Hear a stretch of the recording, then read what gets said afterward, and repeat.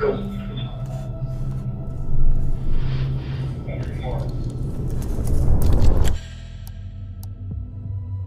midnight at the Shady Oaks apartment complex. A resident is walking back to his apartment when suddenly he's shot by an unidentified man. Come on, buddy, I could have sworn I heard a gunshot or a firecracker, and I'm not sure which one. When police rush to the scene, they're immediately faced with a barrage of gunfire targeting anyone who moves, and no idea who or how many shooters are active, all while dozens of innocent lives are at fatal risk. More shots being fired right now. Just calm down. What kind of injury do you have? It's a gunshot. Okay. Who shot you? I don't know. Go get her. I'm gonna get snipers put up on the east side. Yes. Get over here! Get over here! Get down on the ground now! At approximately 2:17 a.m. on a Sunday night, police receive reports of gunfire near the Shady Oaks apartment complex. Minutes later, the first responding officer arrives, believing it to be a routine call. He has no way of knowing the reported gunshots are part of a carefully planned trap. As he enters the parking lot, multiple rounds are fired.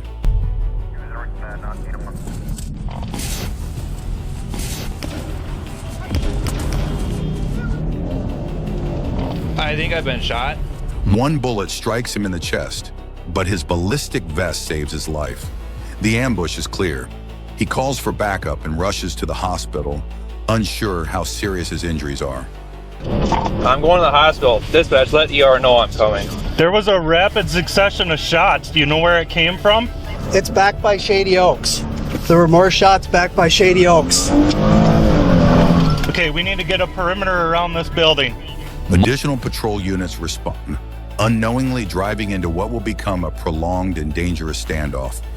As officers arrive, gunfire continues without warning.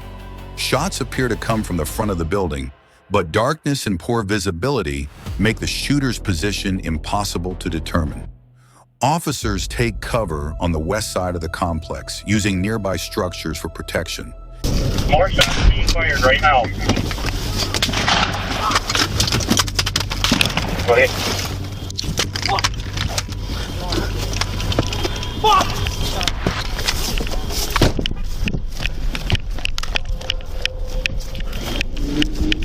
You being shot at? You okay? Just calm down. Calm down. I didn't get hit. Phone call. What? Is that your car? Mine over there? Yeah. No. Their focus quickly shifts beyond their own safety. Dozens of residents remain inside and nearby, unaware they are in immediate danger. Every gunshot raises the risk of another civilian being hit. Law enforcement soon realizes the shooter is deliberately firing at officers as they approach, forcing them to halt any direct advance. Without a coordinated plan, moving closer would almost certainly lead to more casualties. The threat level is extreme.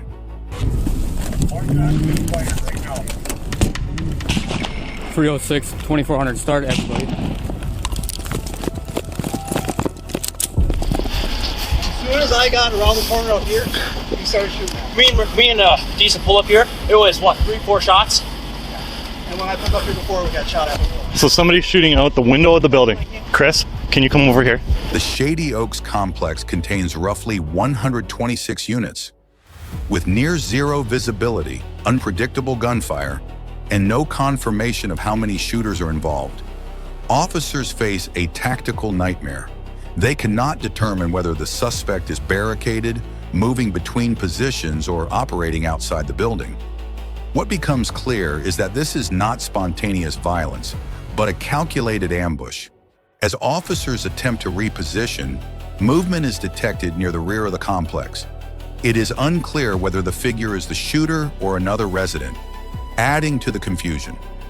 Moments later, more shots ring out. One round strikes near a wooded area. Another hits a resident who has stepped outside, unaware of the danger. The individual is wounded, but manages to flee. This is now unmistakably an active and ongoing threat.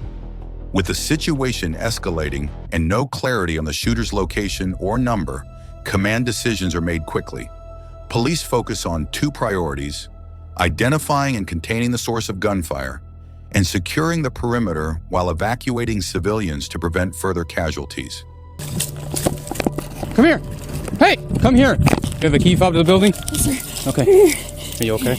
Yeah, motherfucker, shooting at me. You're shooting me. I took off the sidewalk instead of... Oh, you're very so scared. That look surprising, bro. Say something. I heard it. I stand in my kitchen doing it. Here, I go don't back to have your a car. phone. I think Now. it's the second floor. So you think it's the I'm second floor? pretty for sure. It's the second floor on the far side. Okay. Go back to your car. Stay in there, okay? What began as a routine response has become a high-risk operation, testing every tactical decision made in the darkness. Despite the growing police presence, officers face a major obstacle. They have no way to enter the building. Without a key or access point, a direct approach is impossible. To adapt, police implement a two-part strategy. One team holds position to draw control fire and identify the shooter's location. A second team moves along the perimeter, evacuating civilians from exposed areas. Stop! Right now, stop! Turn around! Drop to your knees. I got a guy that just walked out. He's in the parking lot. I got him at gunpoint. I need somebody out here. Stay where you're at right now.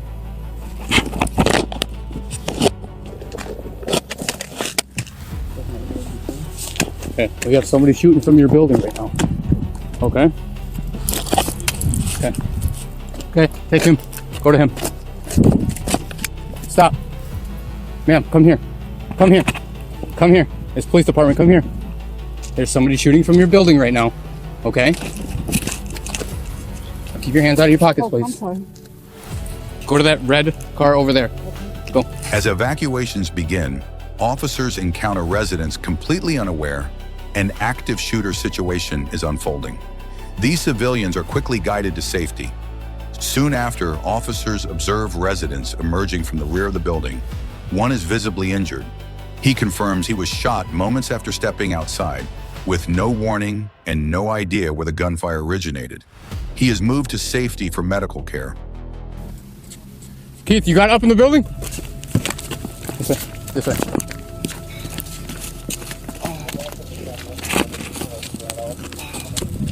Okay, come on. Come on. Okay, right here. No, I handed my phone off, so I have no way back. Okay, well, you're not going back in anyway, so you're fine. Are you hurt at all, sir? Or just the one? It's me. Okay.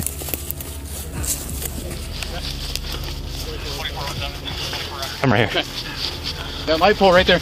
The light. Okay. What kind of injury do you have? It's a gunshot. Okay. Who shot you? I don't know. I come out that door we just came out of, was facing that way, and that's when I got shot. Okay. Come right over here, sir. Just hop right into the back seat on that side. Investigators later identify him as one of the first civilian victims of the night, following the wounded officer. As the night continues, SWAT teams are deployed.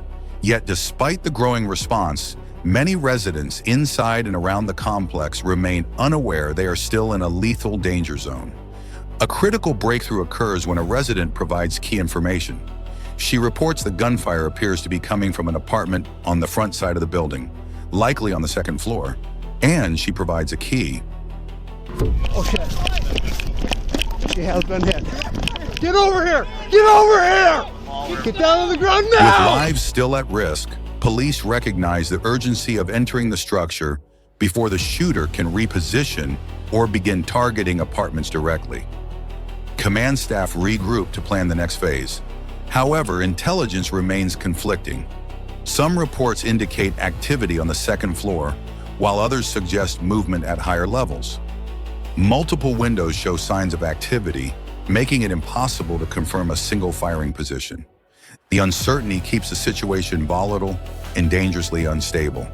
To regain control, multi-jurisdictional SWAT teams are assigned to secure the perimeter, deploy overwatch units, and prepare for a controlled entry.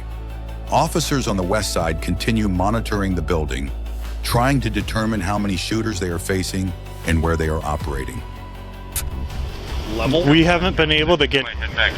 They were thinking maybe like second floor, but now Chris is saying there's movement on 7th, but there's movement all over. If you watch those windows, nobody's identified where or who. Once I get more SWAT bodies in, I'm going to start forming up some perimeter teams to take over on perimeter. I'm going to get snipers put up on the east side.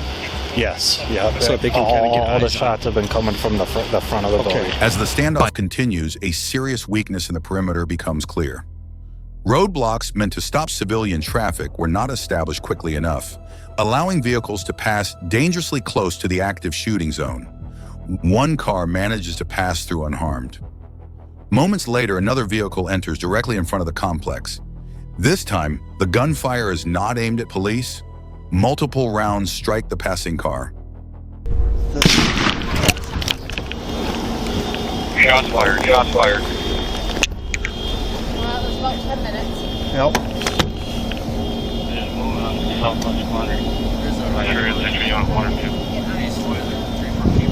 Correct.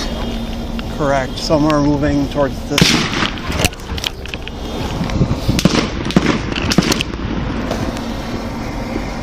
That did hit across the street, right across the street from me. It sounded like a bird shot.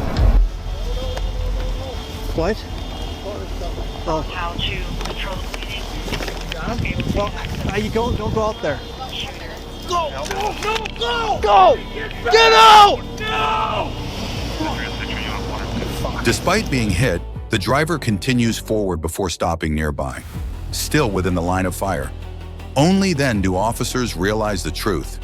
The driver has been shot. Her screams cut through the chaos as officers rush to pull her from the vehicle and control the bleeding. It is now undeniable. Civilians are being targeted, and the situation is no longer contained. In shortly and around 3. 3. Shots fired, shots fired. 3 shots. Copy, shots fired. No. Okay. That was 3 shots, so. Correct. Another 5-10 minutes. Maybe. They're not hitting directly at us. Vehicle. Yep. Vehicle. Vehicle coming northbound on 4th. The wounded driver has suffered a gunshot wound to the leg with heavy bleeding. Officers quickly apply a tourniquet to stabilize her for transport, but the danger does not pause. Even as shots remain possible, civilians continue wandering into the area. Drivers, residents, people unaware they are moving through a lethal zone. Then another alarming moment unfolds. A cyclist rides directly into the active firing area toward police positions. With the shooter still unidentified, officers secure the cyclist and quickly determine he is uninvolved. Just another civilian who narrowly avoids tragedy. The guy is leaning on the bike right now. You can stop that guy on the bike. Stop! Get your hands up! Get over here! Get over here! Get down on the ground! Get down on the ground now! I am. What the fuck? We got people shooting out of that building at us. Shit. We don't know if it's you yet. No. We don't know that yet. We got him prone out right here. We're checking him. I didn't hear no gunshot. Are you kidding? You guys scared the fuck out of me. How do you think we feel? Well, I didn't know there was people shooting each other. What's happening over there? Get him to crawl over here. What's happening over there? Get over here. Okay, crawl. Crawl over here.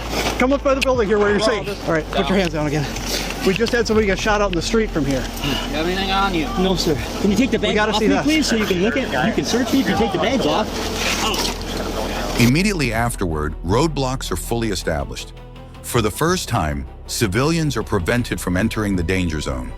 With no visible targets outside, the gunfire abruptly stops. The silence is brief but critical. It gives police time to reset positions and prepare for armored support. Around 4 a.m., SWAT armored vehicles arrive, marking a turning point. Officers now have the protection needed to move closer and begin shaping the operation, rather than simply reacting. Do you think it's gone quiet because he just doesn't have anything to shoot at? Yeah, possibly. Keep them at a staging point, Keith. We have an armored vehicle on scene here. We'll be sending over, I believe. Overwatch units are established on the east side, while entry teams on the west prepare to transition from perimeter control to a deliberate approach inside the building. Over the next 2 hours, teams evacuate residents from the lower floors, and secure those areas to prevent escape. The goal is clear: reduce civilian risk, tighten containment, and eliminate exit routes. Here, we'll cover you. Get up there, go one at a time, okay? And I'm gonna move, right? Yep. Move it. 306, we're by the dumpster where you were. What's your 20? It's gonna keep me confused.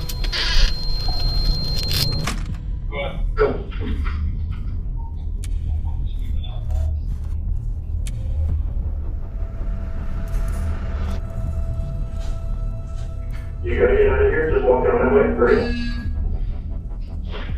As dawn breaks, police gain a critical advantage: daylight.